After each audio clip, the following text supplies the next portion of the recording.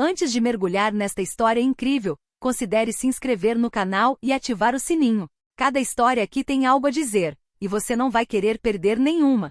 Salve meu bebê, uma mãe solteira implora. Mas o olhar de um milionário muda tudo nos corredores imaculados do Hospital Privado Memorial de São José. Tudo exalava limpeza, controle e descrição. O silêncio reinava, quebrado apenas pelo discreto bater de saltos nos azulejos ou pelo murmúrio educado da equipe de enfermagem.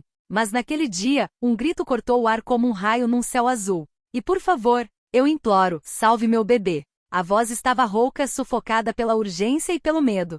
Todos os olhares se voltaram para a entrada da enfermaria de cardiologia pediátrica. Uma jovem acabará de cair no chão de joelhos, segurando um menino sem vida nos braços, com os olhos semicerrados e a respiração rápida e irregular. Naomi Lefevre, 26 anos, o cabelo bagunçado, o casaco grande demais, as mãos trêmulas. Parecia estar à beira de um colapso total, mas era a pura força maternal que a mantinha firme. Seu filho, Elias, de 2 anos, mal se mexia. Parecia um anjinho doente, uma coisinha frágil entre a vida e a morte. Ela agarrou um velho arquivo médico, cheio de orelhas, onde se lia em letras vermelhas: tetralogia de Fallot, intervenção urgente recomendada. Meu filho, ele precisa de cirurgia agora mesmo. Ele não vai aguentar até amanhã. Na recepção, uma enfermeira ergueu os olhos, visivelmente envergonhada. Ela já conhecia o arquivo. Senhora Lefevre, desculpe, mas sem garantia de pagamento, o procedimento não pode ser agendado. Estas são as regras do estabelecimento. Vendi tudo o que tinha, gritou Naomi com lágrimas escorrendo livremente por suas bochechas fundas. Meu carro, meus móveis, até a aliança da minha mãe. Mas ainda faltam $12.000. Eu imploro. Olha só ele nem consegue respirar. A fila congelou. Uma mulher bem vestida desviou o olhar. Um homem de terno fez uma careta de desconforto. Uma senhora idosa murmurou uma oração. Mas ninguém se moveu. Noemi, exausta, encostou a testa na testa em chamas de Elias. Ela sussurrou, espera aí, querida. A mamãe chegou. E é aí que o elevador abriu no fundo do salão. Um homem saiu, ladeado por 2 assistentes. Caminhava ereto, determinado, sem dizer uma palavra. Um homem de ombros largos, feições severas, vestido com um terno preto de corte quase militar. Seu nome era Jean-Baptiste Langston. CEO do grupo Langston Enterprises, um magnata do mercado imobiliário e da tecnologia de segurança, ele valia vários bilhões. Dizia-se que ele era implacável. Os jornais o apelidaram de o Homem de Pedra. Ele nunca fez doações. Nunca tomou nenhuma atitude pública. Nada que valesse a pena. Ele veio naquele dia para um check-up médico de rotina. Mas enquanto ele caminhava para frente, seus olhos pousaram na cena. Uma mulher de joelhos em lágrimas com uma criança moribunda em seus braços. Ele diminui a velocidade.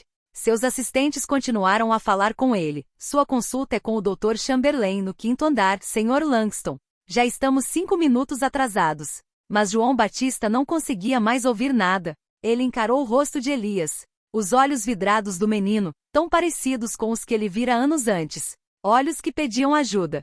Que imploravam. The Souvenirs refirem Surface. Um hospital. Outro grito. Outra mãe.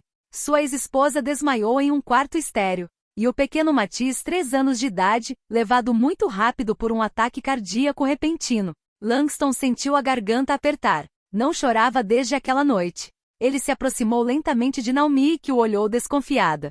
Qual é o problema? Ele perguntou com uma voz profunda, quase abrupta. Noemi, surpresa com sua presença, respondeu hesitante. Meu filho, ele está morrendo. Ele precisa ser operado hoje. Mas eu não tenho dinheiro. Já tentei de tudo. Ele só tem 2 anos. O homem virou-se para a enfermeira. Me deu o arquivo. Ela obedeceu com as mãos trêmulas. Ele leu em silêncio, franziu a testa. Então, sem levantar os olhos, internem-no imediatamente. Preparem a sala de cirurgia. Eu cubro todos os custos. Um murmúrio percorreu o corredor. E Sr. Langston, espere, o senhor não precisa, eu disse. Faça isso. Agora. Ele interrompeu em um tom que não admitia resposta. Noemi, aflita, olhou para ele sem conseguir falar. Então, de repente, ela começou a chorar, quase caindo no chão. Ela apertou a mão de Elias com força. E por quê? Por que você faria isso por nós? Jean-Baptiste olhou para o menino e depois fechou os olhos por um momento. Porque já perdi um filho. E me recuso a ficar parada assistindo à morte de outro. Então ele se virou, deixando para trás um silêncio emocionado, enquanto as enfermeiras rapidamente cuidavam de Elijah. 2 meses depois, o inverno havia recuado e com ele, as sombras mais escuras que pesavam sobre Naomi. Naquele dia, ela deixou o Hospital Memorial de São José com seu filho nos braços vivo, sorrindo, respirando era quase irreal. O sol tocava as bochechas agora rosadas de Elijah enquanto ele estendia a mão para os pombos. Ele estava rindo. Uma risada pura e leve, uma risada que ela pensou que nunca mais ouviria. Ela havia escrito 3 cartas. Uma depois da cirurgia. Uma depois da primeira noite sem alarme cardíaco. E uma última depois que Elijah correu para a pequena sala de estar deles pela primeira vez. Jean-Baptiste Langston para o homem que mudou tudo. Mas nenhuma resposta. Nem mesmo um aviso de recebimento. Ela poderia ter se magoado. Mas não se magoou. Porque entendia. Alguns gestos não eram retribuídos com gratidão, mas com silêncio. Ela honrava os seus com a gratidão silenciosa do dia a dia. Um beijo na testa de Eli. Um desenho colado na parede. Uma refeição compartilhada. Até o dia em que um sedã preto parou em frente ao seu prédio no Bronx. Um motorista de terno saiu, parecendo tão solene quanto a ocasião. Senhora Lefevre, isto é para a senhora. Ele lhe entregou um envelope cor de marfim com bordas douradas. Ela abriu-o com os dedos tremendo. Convite oficial. Gala da Fundação Langston Children of the Heart. Localização. Le Bellamy Hotel, Manhattan. Traje de noite obrigatório. Convidado pessoal do Sr. Jean-Baptiste Langston. Naomi leu o texto 3 vezes. Não era um sonho. Era real. À noite da gala, Manhattan brilhava intensamente. Os arranha-céus pareciam dialogar com as estrelas. Aos pés do Hotel Le Bellamy, uma fila de limusines desembarcava da elite de Nova York. Atores, médicos renomados, investidores políticos. Pessoas muito mais ricas do que ela jamais seria. Naomi saiu de um táxi modesto.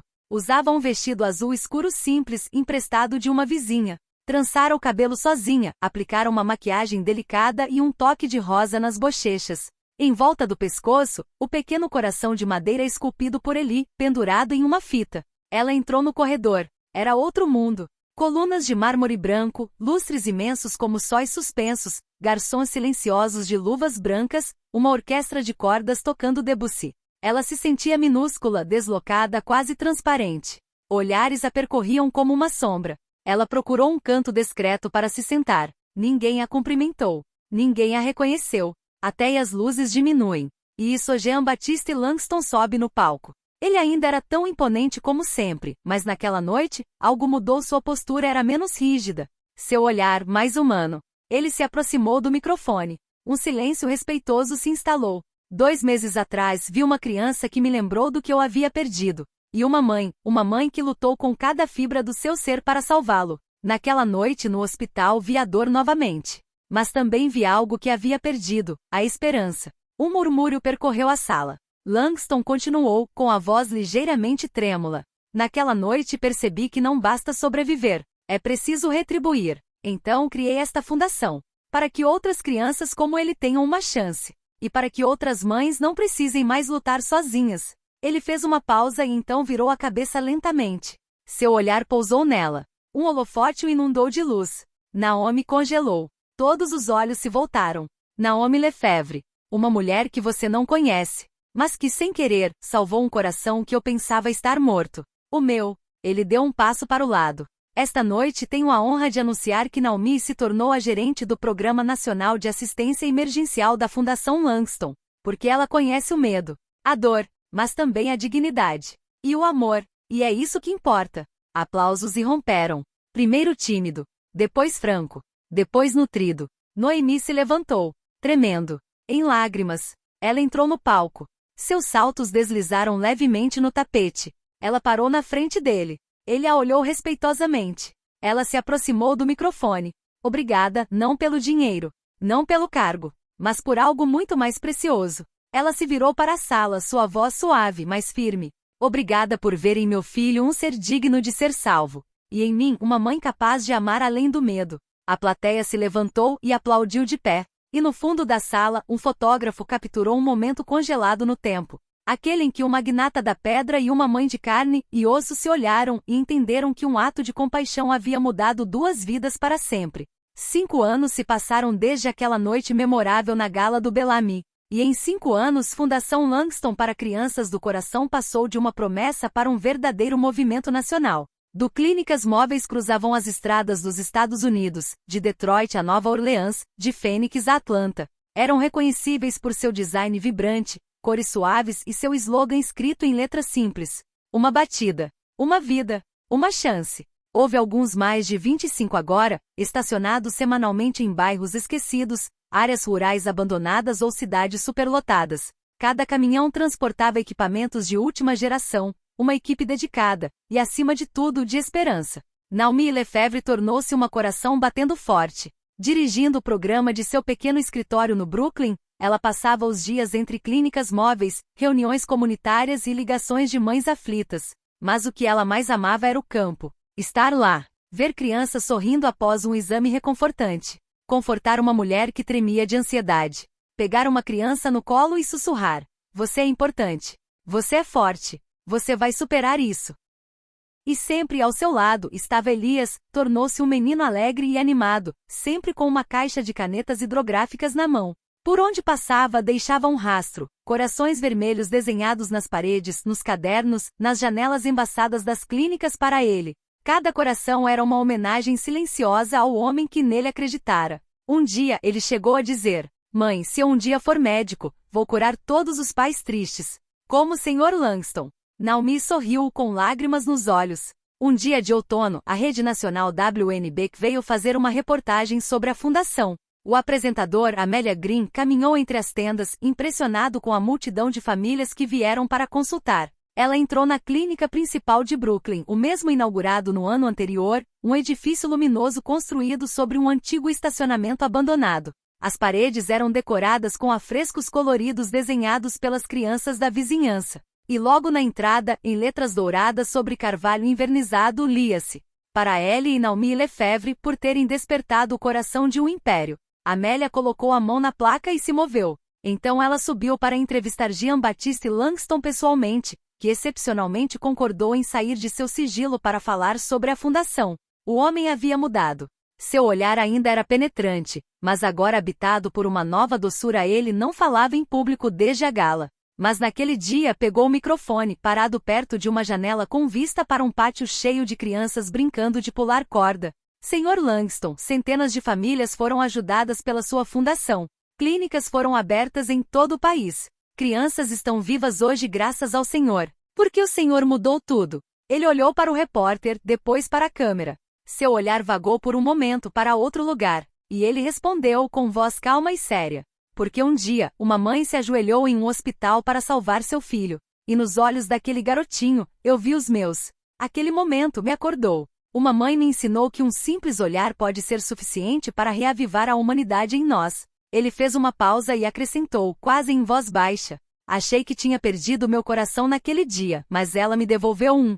Naquela noite, Naomi estava sentada em sua modesta, porém aconchegante sala de estar, assistindo a reportagem com Elijah dormindo encostado nela. Ela acariciou seus cabelos cacheados, com o coração repleto de silenciosa gratidão. E enquanto as imagens apareciam na tela, clínicas, crianças curadas, mães aliviadas, ela percebeu que o que havia vivenciado não era um milagre isolado. Era uma corrente de gentileza, nascido de um grito, de um olhar, de um gesto. Um dia, Elias teria idade suficiente para entender a magnitude de tudo isso. Mas naquela noite, ele dormiu pacificamente nos braços da mulher que mudou um império com seu amor.